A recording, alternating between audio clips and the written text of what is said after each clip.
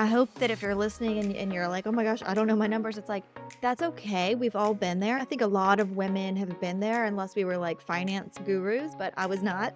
But also, it is fully within your power to turn that narrative upside down and to decide today, you know what?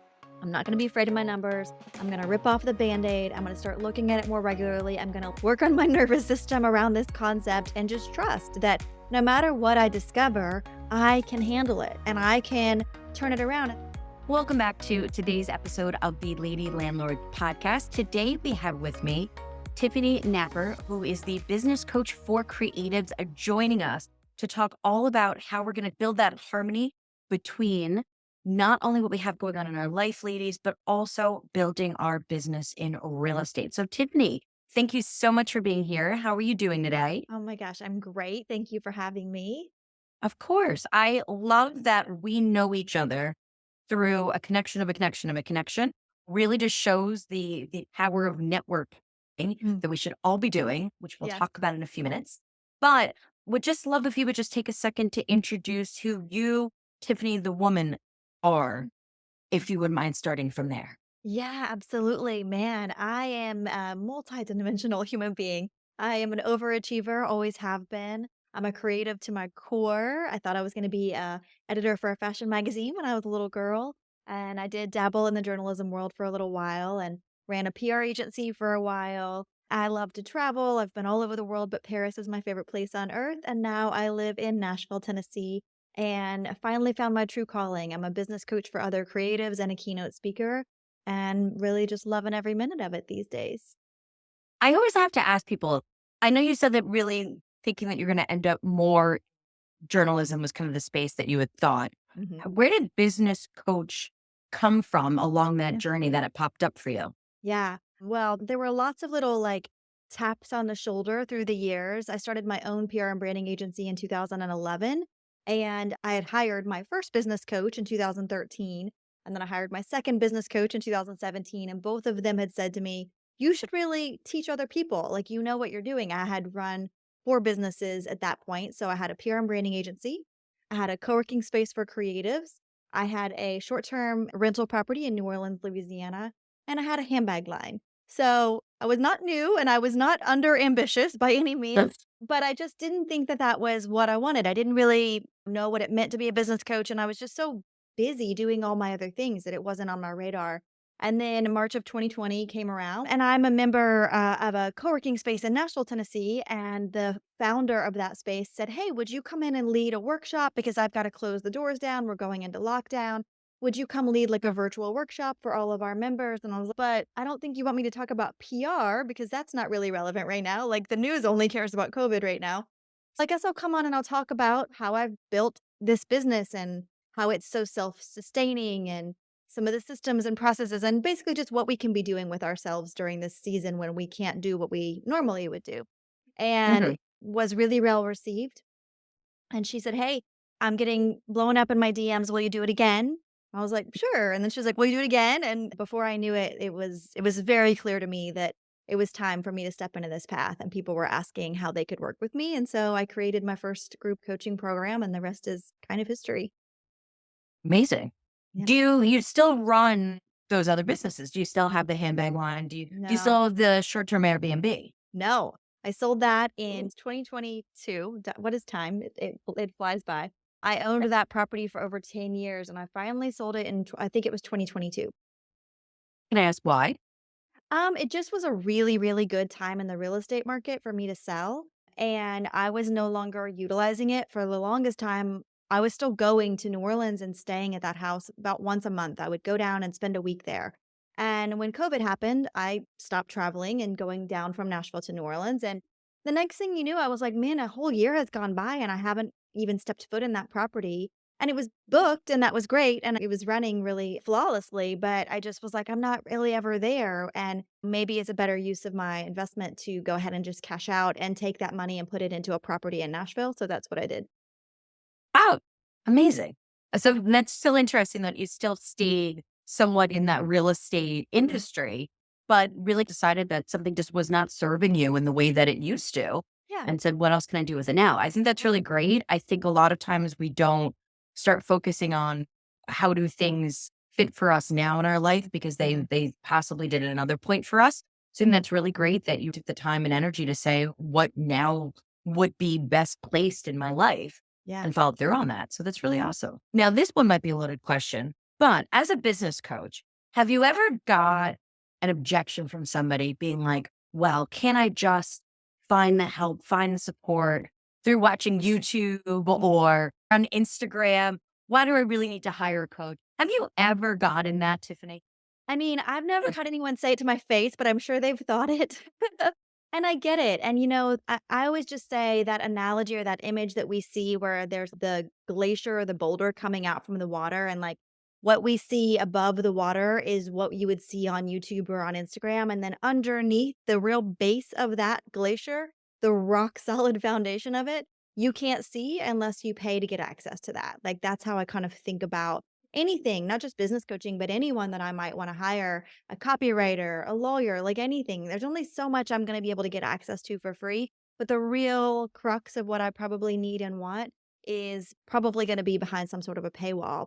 And that makes sense. That's just how the world works, right? So I'm sure they've thought it, but I've never had anyone say it to my Hey, face. But I mean, yeah, you can learn a lot, but learning what you need and learning a lot of what other people's opinions are kind of two different things. absolutely. And there's also so much information out there, Yes. right? So Yeah. I think it's also cutting through a little bit of the weeds here of what other people's messages are, Yeah. what really is going to then work for that specific person. How do you kind of guide people through that to make the decisions on whether you're a good fit for them, if you're not a good fit for them, if maybe somebody else would be Yeah. what really they're looking for? Yeah, it really just depends. I mean, every business is different and unique, except at the same time, the bones of every business is actually quite simple, right? So for me, oftentimes it's like, do we vibe? Do we get along? Are you a go getter? Are you going to show up to the call with a go getter attitude? Because it's going to be required. I'm not really going to have a lot of patience for your excuses, right? And that's just because I want to see you grow. I don't want you to spend money on a business coach and then not do anything and then be like, well, that was waste of money. And it's like, well, yeah, you have to actually do the work. It's a lot like hiring a personal trainer. If I don't actually show up and do the work, I'm not going to have any results.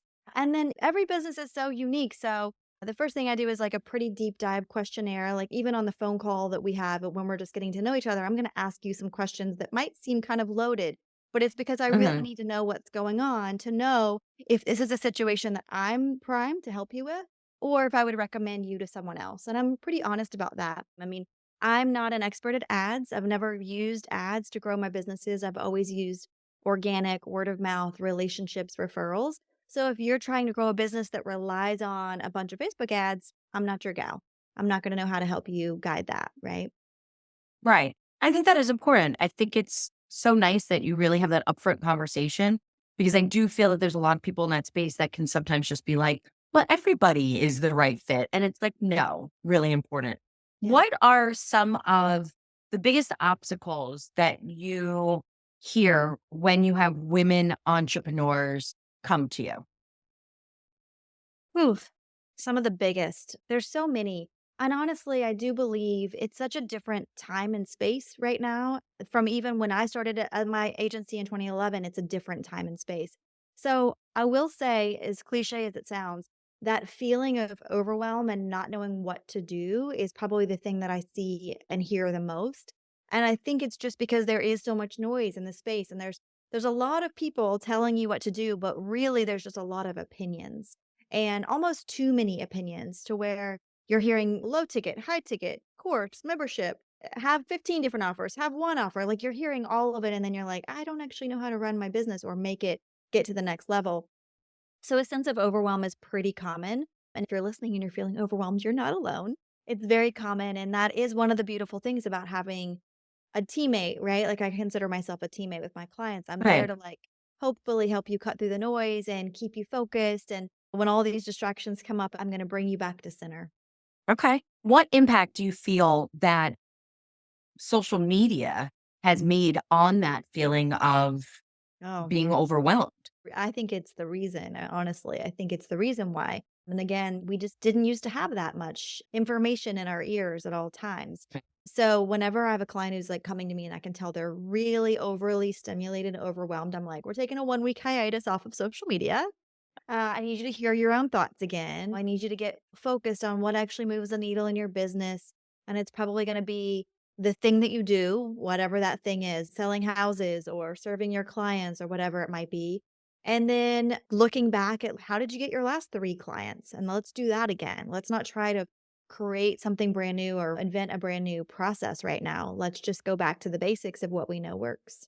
So I feel like with social media, you definitely have that idea of just so much content coming in, right? I Yeah. hear this so often from the women that I work with that are saying, but I saw this person buying, they bought 3 rentals last year. They bought rentals last month. They bought 3 rentals yesterday, right? And it ends up being one, not just so much consumption of information that I don't know if I should go this route to buy a house, that route to buy a house. And there's so many, once again, opinions, Mhm. but that also can lead to comparing ourselves to Mhm. others. What would you recommend for a client that you had that's kind of coming saying, but she's doing this or she's doing this and I want Yeah. this like she has. How do you help them through that? It goes back to that same glacier analogy we started off with, where like we're only seeing the tip of the iceberg. And then on social media, we're not seeing the full story. And so we can see someone who looks like they're thriving and buying all this property or XYZ, but we don't actually know everything that's either A going on behind the scenes or B all of the lead up that got them to that point. And that is one of the dangers of social media is we find ourselves all of a sudden faced with people that are at completely different stages in their journey than where we are, and we forget that. We forget that we don't know when they started, where they started. We don't know what they came into this equation with. We don't know if they had a windfall of cash somehow or we just don't know. We don't know what got them there. So I always just say when we find ourselves kind of like looking at Tom, Dick, and Sally, it's like just come back to center, come back to where you are and what's going to move you forward because that's really honestly all that matters. And that's how we can start to look at the data, look at what's in front of us, and make a smart decision for you to move forward. Right. And I also love your idea, Tiffany, of taking that hiatus. Mhm. There, I will be completely honest. There are some things that I've looked at within social media that I've started to feel that way, being like, Yeah. no, it's either making me not feel great about myself or having me compare myself to others in a way that just really didn't feel good. That Yeah. I was like, no, we're going to have to maybe not look at certain accounts for a little while. And I had to kind of come back to my home base and the places that I really felt comfortable and that I'd follow more of the things that inspired me Mhm. rather than the places that made me feel not so good. That's so good. Like when you notice, if you're in your feed and you notice something that triggers you in a negative way, just mute it or unfollow, right? But if it's a friend, maybe just mute them. Um, and and you can come back to that when you're feeling maybe better. But I think it's important to remember that we go through seasons and stages in life, and our emotions fluctuate, and things happen. It can make us feel more vulnerable or sensitive or triggered, and that's okay. Like you're a human being, you're allowed to have feelings but then also take responsibility as best you can, right? Protect yourself. So if something triggers you, make a note of it and then say, what is it about this that triggered me? And can I protect myself for the next little bit from this thing? Or can I work through it? Is there something that I can turn this on its head? When something makes me feel a certain way, I love to pretend like it's the opposite and see how that makes me feel. Can you give an example of that? Yeah, like if something makes me feel jealous, I might say, what does it feel like if instead of feeling jealous, I decide to feel really grateful that that person has that thing? How does that feel? And just reacclimate a little bit in my system around this concept of, am I really jealous or what's really going on inside? I think it's important too to dive a little bit deeper. And I thank you for giving us an example of how to do that and switch that up to really figure out where that is coming from. Because then I feel that way we can more decide, okay, is it cool, I'm jealous, but is it because I'm not doing anything? I'm not Mhm. taking any action just because, hey, my energy cycle today is a little bit on the lower side. Yeah. And therefore, I could follow that person again in a few days, but maybe Right. just not today. Right. Or, hey, is this really something that more is a little bit deeper of Yeah. where this is coming from? Or maybe this is just a person that I just maybe I'm not going to vibe with, and that's also okay. Yeah, and I was just gonna say I was recently hosting a retreat, and that conversation came up around if you see something or someone and it kind of triggers you in some form or fashion, makes you feel a certain way, it's an opportunity to look inward and say, "What is it about this that is activating me? Is it because I'm jealous? Is it because, this person is being really bold and I'm not bold? Is it because this person has done XYZ and I haven't done XYZ? So to your point of like really going deeper and asking yourself those questions. And then you can usually on the other end of it be like, oh, I need to have more grace for this person, right? Which is a beautiful full circle moment. It can also be not just having grace for the other person, but sometimes also ourselves Oh, yeah. to say, I'm just in a different space. How can I compare myself with somebody else? We all have a very different set of circumstances. Mhm. Like you mentioned earlier, we don't always know what the other person's going through or where they started or where their journey went through. So Yeah. we also have to have a little bit of grace for ourselves. I always find it as a way to also go back to my own focus and then start thinking about, okay, well, what are the things that then I need to be able to do to be able to move forward, to be able then to change those feelings or reactions that I'm necessarily having. Yeah. So I feel like it could be really a great time to one, just look inward and figure out where our own personal growth is, but then also really come out of a way for some action steps from it. Yeah, definitely. So that's overwhelmed. So you said that's really one of the most popular things that you hear from female entrepreneurs. Yeah, it's common. I would say another thing that's really common is I'm going to kind of combine this, but it's like a bit of self doubt around the numbers. And this is just kind of a generational thing, gender thing, but oftentimes the women come into the equation and maybe they weren't given proper guidance to know really how to look at numbers, treat numbers, and be a little bit more neutral around their numbers and more confident around their numbers. And so as a result, they come into the equation sometimes and they might have a thriving business. This was me.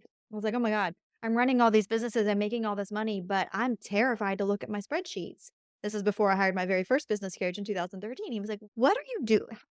How are you running all these businesses without the clarity?" And I was like, "I just know if I have a certain amount of money in my Mhm. bank account, I can pay all the bills." But that was me protecting myself, and it wasn't healthy and it wasn't good and it wasn't going to get me to the next level. So a lot of times women will come to me in that same situation where they're like, I don't know. I don't really want to look at the numbers this week, or I don't really know what my profit margin is, or I don't really know what my projections are for the year. And I love to neutralize the numbers and be like, hey, we're going to play with the numbers today. And I go through a couple of exercises with my clients because I want them to understand that the numbers are our friend. And the more we are acquainted with our friend, the more our friends are going to work on our behalf. Right. Within business and real estate investing is still a business. Yeah. I also hear that. Hey, what profit is your rental Yeah. turning? Okay, what are your P&L statements for the past year? What's your credit score? What monies do you have in the bank? What equity can you tap into? And a lot of times I'll have women and sometimes they'll own multiple properties. And I'm like, well, are the rentals that you have profitable or not? And they're Right. like, well, I don't really know. And I'm like, how do we not know? Like, you should at least be able to give me a yes or a no. Maybe Right. you're not gonna be able to tell me like, no, I'm losing 18% on this, or like, oh, this one I make $503 every month. I Right. can understand maybe you don't know that off the top of your head. But if we don't know if we're making or losing money, to me, that means we actually don't know if we really have or do not have a business. Right. Yeah, I know. And that's common. And it also comes with that is a lot of shame. Right. And so I hope that if you're listening and you're like, oh my gosh, I don't know my numbers, it's like, that's okay. We've all been there. I think a lot of women have been there, unless we were like finance gurus, but I was not. But also, it is fully within your power to turn that narrative upside down and to decide today, you know what? I'm not going to be afraid of my numbers. I'm going to rip off the band aid. I'm going to start looking at it more regularly. I'm going to work on my nervous system around this concept and just trust that no matter what I discover, I can handle it and I can turn it around. And the fun part for me, because I'm a business coach, is once we know the numbers, well, now we can gamify this and decide how big do we want to go? How much do we want to improve your profit margins? Or how big do we want to grow your bank account? But we can't know that if we don't know where we're starting from. Right. And as the person, many of our listeners have heard my story years ago. I lost a business. I used to own a tour company in Spain and I had a restaurant in Portugal. And I ended up losing everything there, came back to the States, broke. I lost a little over six figures in that business venture. My credit score took a complete dive, had a ton of debt. And I was absolutely the person that I was like, well, if I just don't open the statements, Mm-hmm. then I don't have to worry about it. Right. Mhm. Like, if I have no idea how much I'm in debt or how bad my Right. credit score is, well, then the problem just does not exist. Right. Banks, especially when you try to go get a loan or buy a property, they apparently think otherwise. But we had to start somewhere. And it really just came to the point of those numbers, wherever I was starting from, that was just data. That Yeah. was just telling me it's like taking your temperature, stepping on the scale. It's just information that we Yep. need to Yep. be able to make our next decisions. Yeah. Do you notice or feel that that's also something that you see a lot more in women versus men, not necessarily wanting to address numbers, or do you feel that that's rather Mm, equal? I've seen it in both. I've seen it on both parties. I coach more women than men, so I see it more prevalent with women. And I do know that by and large, if you look at toys for girls and toys for boys, right? The whole numbers and math and thing is just a Mhm. little bit more drilled into a boy at the younger age than it is to the girl. And I do think that that's changing, and we're starting to see that change a little bit. But by and large, we're still dealing with that kind of like difference in genders. And so there are definitely some men out there as well who don't exactly feel confident or comfortable with looking at their numbers, but I would say by and large, I find that men do have a little bit more neutrality around it and are just a little bit more bold with their asks, if you will. Right. I still feel like that's something that we as women need to talk about more and be more open with and be more comfortable speaking about and really saying, no, no, no, these are things that I need to get a handle on. These are things that are just as viable for us as real estate investors, as business owners. We are the CEO of our universe at that point in time. Yeah. And understanding our numbers and feeling comfortable with them is important. And I think it's also important to remove like a connotation. Like sometimes people are like, oh, well, it's a loss, so that's bad. And like, or my number's too low. And it's like, no, let's get clear on what exactly that number is before we start putting like a good or bad to it. What's really interesting is a lot of the women that I'll work with, when we talk about credit scores or savings or anything in that realm. And Tiffany, I've told me, if this is something you notice too. A lot of times I'll have somebody say, oh, my credit score, oh, it's fantastic. I've been working on it for so long. I have a really, really great credit score. And I'm like, great, I'm going to need a number. And Uh-huh. they're like, I'm at a 570. Oh no. And I'm like, interesting. Okay. And then other times I'll get people that'll be like, oh my God, I don't even want to tell you. I'm so embarrassed. Oh my God, my credit score, it needs a lot of work. So please, like, don't judge me. I'm working so hard on it. It's only an 812. And I just always find it so interesting Yeah. how there's just such these automatic impressions that we have on these numbers. And it works the same with savings. Oh, Yeah. I have so much in savings. I've gotten to this number, or oh, I have so little, and they tell me like the six-figure number that they have in their bank account. But oh, I don't Yeah. really have it enough to do anything with.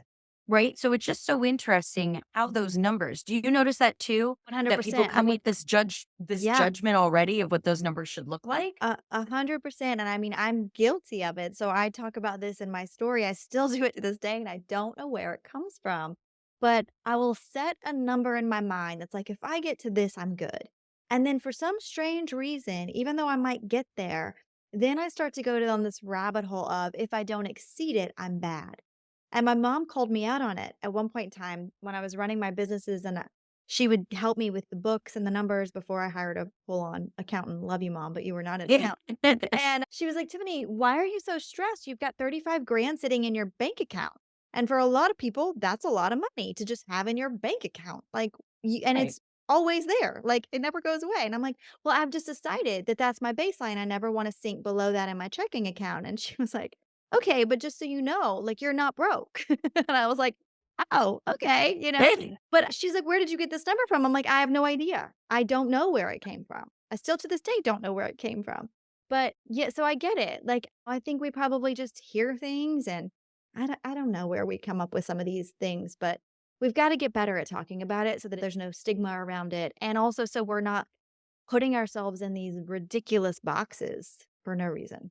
Right. I feel then I see so many women that are not able to move forward because they feel like either they don't have a high enough credit score, they don't have enough monies in saving. But if nobody is talking about what those numbers should look like or which they be, Yep. then how can those numbers really be determined? Right. And also using the number 35,000. Once again, there's a lot of listeners that are like, oh my God, I wish I would have 35,000. And then there's other people that are probably like, no, no, no, she's completely right. Oh my God, if there's Yeah. not 35,000 in there. And that goes back to the point you made earlier. We all come from different places. Mhm. When I moved back from Europe and lost absolutely everything, I was happy to have $35 in an account at that perfectly time. I would have been perfectly happy if my credit score was 35, right? Like those were things that we're all in different places. Yeah. And we have to really recognize that and just recognize that now that I know what that number is, now we can decide where that number needs to go. Yeah. But I do think as women, if we start talking about those numbers more often, we can get a little bit more clear then on like, well, what really would be a safe savings number? Because Tiffany, your savings number is going to be different than mine is Right. versus one of our listeners that, every single one of us are going to be in a different spot. And that's all okay. Mhm. But if there's no transparency on that, that isn't helping anybody. Yeah. Yeah. I think at the end of the day, transparency is our friend. Like that's what we're lacking a little bit of. And that's why social media can be a little bit of an angel and a devil, right? Because we're not always seeing truth and we're definitely not always seeing transparency. And now we're comparing Right. ourselves to something that's not even true. That's real dangerous. Right. I just all of a sudden flashed back to more of like women's like magazines in my teenage years, more than my mind went completely away from real estate and finance. I just went back to thinking of like 17 magazine when I was younger. And only people in my age category will probably get that joke. But no, you're completely right. And I know that's something that is also really important for you is creating that community around what you do. Can you Yeah. just share a little bit about what your view is on bringing people together in that aspect?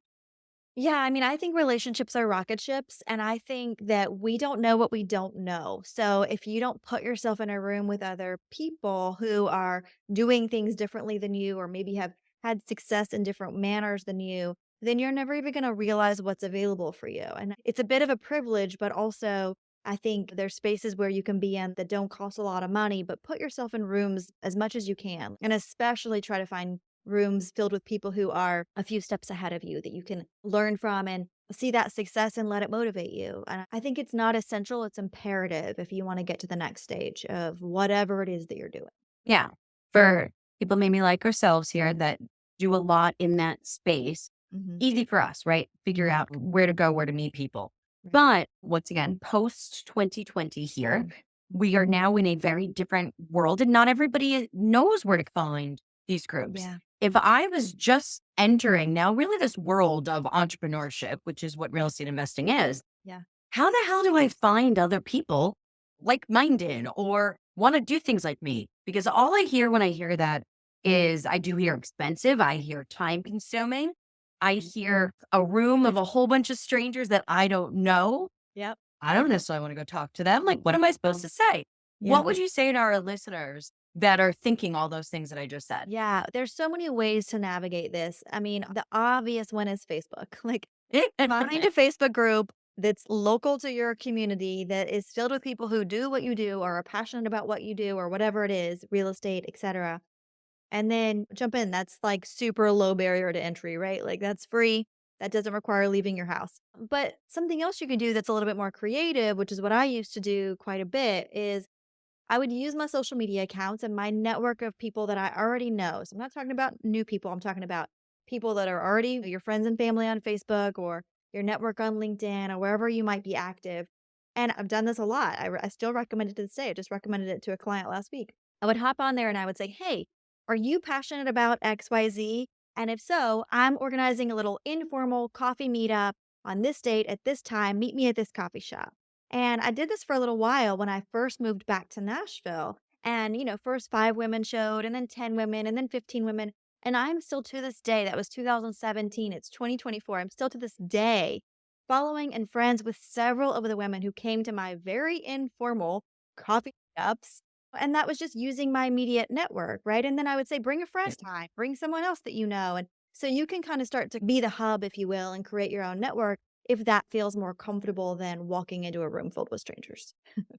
Right. I'm going to take a little pause there for any of our listeners here. If you have not taken the leap and actually joined the Lady Landlords Facebook group, come join us. You have 45,000 other lady landlords all there ready to meet you. If you already are then in the Lady Landlords Facebook group, invite somebody, bring somebody along that could use some community that's maybe in your area. So that way we can really start to make sure other women can also find the community that they're looking for. But Tiffany, I love that idea of really just being able to connect with people and see where they're at. And honestly, we now have so many more virtual options, Mhm. absolutely, to be able to connect with people and stay really in that community. Yeah. But what is the number one reason why you think it's important to find those like-minded people out there like yourself? I mean, when you see somebody else doing something, you can't unsee it, right? So when we expand our awareness and we realize what's possible for us, we can't go back in time and unknow that thing. And once we know it, well, now it becomes a lot easier for you to visualize yourself in that position and take the steps needed to get you there. All right, now we're going to play a little devil's advocate. Okay. So now, Jennifer, one of our listeners here today, she loves this. She's like, great. I'm now inspired. I want to make sure that I'm moving forward with real estate. I'm going to find myself a coach. I'm ready to do this. I'm going to start going to networking events. I'm going to build my community. And then now all of a sudden, every single month goes to that coffee shop, goes and joins. And then the next month goes and joins. And then the Mm, next month goes and joins, but isn't necessarily taking the action, mm, right? yeah. What would you suggest or recommend for the person that's still just kind of going through all the steps, but not really moving forward? Yeah. I mean, I'll give some tough love first and foremost. And I want you to imagine, did you join the gym and are you showing up to the gym, but then not actually picking up a weight or getting on a piece of equipment? Because that's kind of what that is the equivalent of. And then expecting your body to transform, right? I So, sit in the parking lot every morning for an hour. I've not right. lost a I pound. scan my ID card. I don't understand why this isn't working. So that'd be my first bit of tough love is to really look in the mirror and ask yourself, what have I done today to move the needle? So I actually have a journal I've created called the Breath Goal Action Journal, BGA for short. And it is literally a 15-minute or less focus, like productivity prompt to get you out of that position where you're just kind of phoning it in and get you to where you're actually taking the steps you need to take. And it's all because all I do is I say, what's your goal for today? And then what are the immediate action steps you're taking to move you closer to that goal? And I mean immediate, like what can you hang up, walk away from wherever your journal station is right now and get to work? And sometimes it's as simple as, okay, my goal is to make 3 new connections in the real estate industry. So my action is going to be I'm going to go to my computer, I'm going to open my email browser, I'm going to type the first email, I'm going to type the second email, I'm going to type the third email. That's your action for the day. But that's you actually putting yourself out there, and I call it eating the frog, doing the hard thing first thing in Right. the morning, right? Right. Also, I think there's a whole book on that as well, Eating the Yeah, Frog.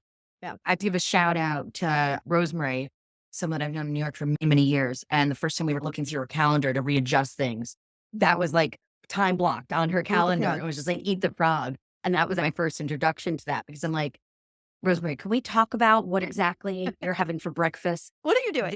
Let's start Yeah, there. So, but I love that idea of once again, really identifying what is an action that can really get me started. yeah. What if that person comes back and is like, I don't know where the hell to get started? I just don't have the education. I don't have the confidence. What do I even do? I don't even know what my first step should be. Well, you probably do. Like, there's really nothing in this world that's that complicated. Like, if you're trying to break into real estate, you kind of know what you need to do. Or if you're trying to operate a business, you know what you need to do. And at the end of the day, you don't have a viable business if your business isn't making sales. So, most likely, if you're not where you want to be, it's a sales problem. And so that means you probably need to have more conversations with people and invite more people into your world and have more sales conversations. And that can feel scary, but it is, again, not a negotiable, like, you have to do it. So, the more you rip off the Band-Aid and you just start doing it, the more you will eventually realize, "Oh, I'm actually quite good at this. I've put in a lot of hours getting comfortable with this, and so now it doesn't scare me anymore." But you'll have to start, and so you'll have to just be honest, what's really not working, and then it would be one of 2 things. It's either, "Okay, I've gotta put myself out there today. I've gotta go and try to find a client. I've gotta go door knocking, or I've gotta pick up the phone," right? Those 2 things still work for a reason. Like, picking up the Right. phone and inviting and telling someone what you have to offer and inviting them in a way still works to this day. And then if you're really like, "I really don't know what to do," then I would say, pick up the phone and find someone who's 2 steps ahead of you and say, "Hey, this is who I am. This is where I am. I'm determined to do differently. I'm determined to make this work. If you were me, 5 years ago version of you, what would you suggest I do?" And let them tell you. They'll most likely give you, like, a straightforward answer, hopefully, and then you do that thing. I love that because that's actually going to give our listeners an action step. So for all of our listeners, whether you're watching on YouTube, listen to podcasts, either put down in the comments or head over to the Lady Landlords Facebook group. Whenever we release an episode, we always make a post about it. I want you to find that post, and we're going to make sure it's going to be linked down in the show notes. I want you to go and in the comments there, make sure you either put one, what the action step that you're going to take that Tiffany just walked you through here, just that one simple step that can get you started today, or you're going to put two, what you're going to do to find out what that step should be. Mhm. Okay. You're going to ask for the help. Once again, we have 45,000 women in the Lady Landlord Facebook group. We're going to be able to help get you that next step if you're not sure about it. So you're going to put that two down and you're going to let us know, I need help. This is the question I have, and we're going to help you get started with that action step. Otherwise, you are now going to have thousands and thousands of women that are going to hold you accountable to the action step that you are picking. So make sure to go and find that post. Like I said, we're going to make sure to link that down in the show notes for you.